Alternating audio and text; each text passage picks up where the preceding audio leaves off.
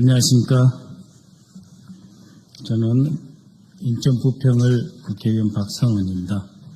어제 이미 한번 기자회견을 한 바 있습니다. 윤석열 정권의 국정원이 이재명 대표 피습 사건을 조직적으로 축소, 은폐, 왜곡했습니다.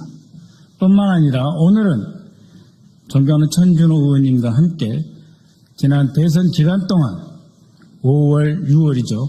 지난 대선 기간 동안 국정원이 이재명 대통령 후보에 대한 테러를 조장했다라고 하는 주장을 하기 위해 이 자리에 섰습니다. 존경하는 국민 여러분, 저는 어제 이 자리에서 윤석열, 김건희의 최측근이자 정치검찰 출신 김상민 전 국정원장 특보가 2024년 1월 발생한 이재명 대표에 대한 테러를 커터칼 미수, 커터칼 살인 미수, 즉 커터칼로 뭔가 했는데 아무 일도 일어나지 않았다는 식의 커터칼 살인 미수라고 축소 왜곡하는 보고서를 작성했다고 폭로한 바 있습니다. 오늘은 이러한 보고서에 더해서 국가정보원이 총리실 대테러센터에 더 이상 이재명 대표에 대한 비습 사건을 테러로 확정할 수 없다는 최종 보고를 함으로써 대선 기간에 이재명 대표에게, 이재명 대통령 후보에게 그렇게 많이 쏟아지는 테러 첩보에도 불구하고 오히려 테러를 방치하고 조장했다라고 하는 주장을 하고자 합니다.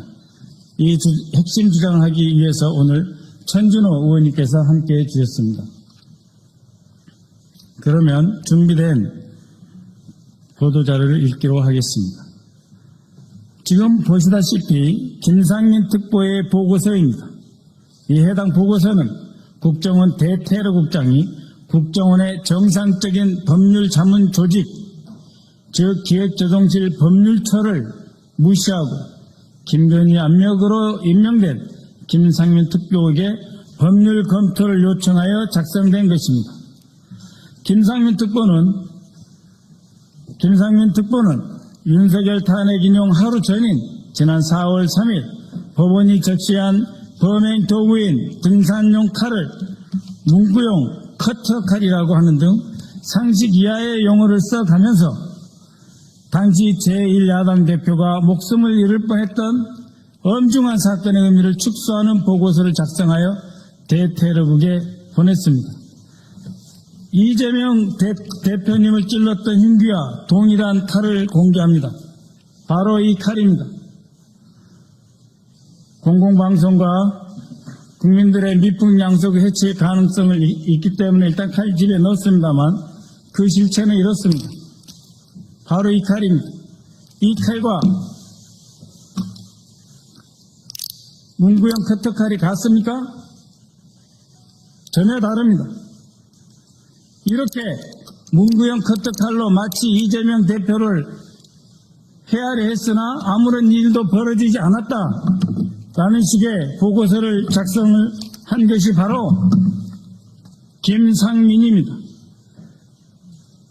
이 칼날의 길이는 12.2cm로 말이 등산용 칼이지 이 칼의 이름은 스트롱아미, 강력한 육군이라는 뜻이죠.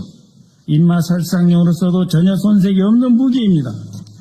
범인은 심지어 살상력을 더욱 높이기 위해 한쪽 면에만 서 있는 이 칼날의 반대편 부분을 갈아서 치명적으로 이재명 대표를 살해하기 위한 양날의 검으로 만들어서 실행에 옮겨서 이재명 당시 대표의 경정맥의 65%를 자르고 들어갔던 것입니다. 이 칼은 과거 박근혜 대표에 대한 테러 당시 사용된 것과 비슷한 문구용 커터칼입니다. 찌르기는 아예 불가능하고 조금만 힘을 줘도 부러지는 무기로 쓸 수 없는 사무용품에 불과합니다. 제정신이라면 어떻게 이 두 칼을 같은 칼이라고 할 수 있습니까? 그것도 국가 최고 정보기관인 국정원 보고에서 말입니다. 어제 밝힌 대로 이재명 대표에 대한 명백한 테러 사건을 테러로 지정하지 않기 위해 커터칼이다 라고 커터칼 미수로 왜곡 축소하도록 한 조태용 전 국정원장과 김상민 전 특보 그리고 국정원 전 테러국장에 대해서는 직권남용, 허위 공문서 작성 및 행사 그리고 정치관여 혐의로 고발할 예정입니다. 그때 사건 현장에 함께 있었던 천진호 의원님의 추가 보고입니다.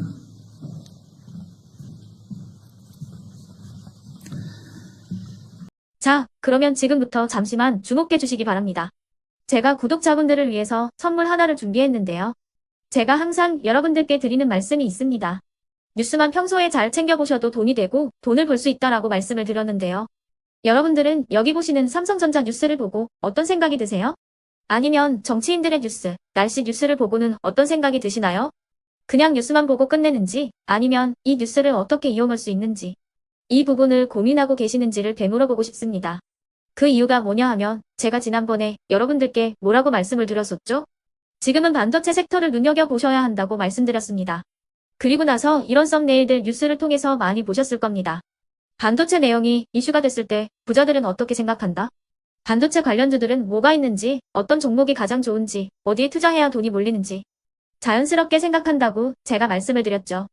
그 이유가 뭐냐 하면 부자들이 봤을 때는 이슈가 곧 돈으로 이어지고 그 이슈가 나에게 돈을 벌어준다는 경험적 확신이 있기 때문에 부자들은 항상 이런 사회적 이슈를 관심있게 챙겨본다고 제가 말씀을 드렸습니다. 이번에도 마찬가지인데요. 제가 지난번에 시청자분들과 함께하는 주식으로 수익 내기 이벤트를 진행했었죠. 당연히 100% 무료로 진행을 했었고요. 여기 보시면 아시겠지만 제가 지난번에도 구독이라고 보내주신 모든 시청자분들께 반도체 관련주 중에 가장 크게 급등할 딱 한 종목, 많은 종목도 아니라 한미반도체 한 종목을 여러분들께 추천드렸어요.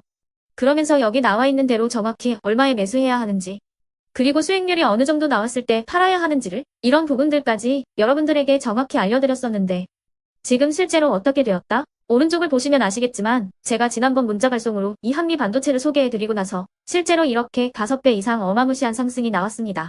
100만 원만 투자를 했어도 무려 500만 원이 넘는 수익금이 생긴 거죠. 그래서 당시에도 굉장히 많은 분들이 제가 드린 이 한미반도체로 수익을 내실 수가 있으셨을 텐데요.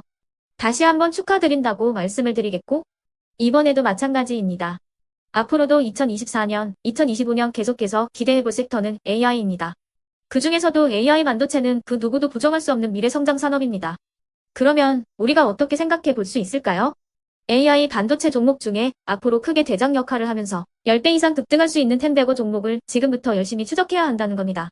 큰 돈을 투자하지 않더라도 월급의 일부분 아주 소액이라도 이 종목을 모아가야 수백 %의 수익률을 손에 쥘 수 있는 것이죠.